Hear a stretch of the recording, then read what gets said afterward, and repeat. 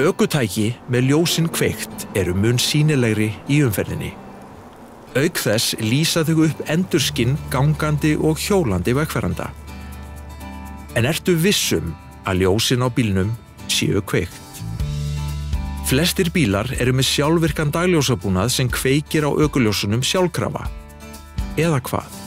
Ökuljós eiga að vera kveikt bæði að framan og aftan og þau eiga alltaf að vera kveikt, bæði dag og nótt. Í mörgum tilfellum kviknar bara á dagljósunum framan á bílnum en ekki að aftan og það dugar ekki. Hafir þú stillt ljósin á átó þarftu að vera vissum að með því kvikni á ljósunum bæði að framan og aftan. Prófaðu þetta. Það er nefnilega ekki alltaf sem það gerist. Ef það kviknar ekki á ljósunum að aftan með stillt á átó þarftu að færa rofan af átó yfir á ökuljósin.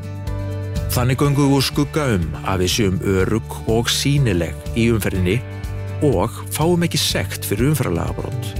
Venjum okkur á að kanna ljósin reglulega, til dæmis með því að ganga einn hring í kringum bílinn og athuga hvort perur og ljós séu í lagi.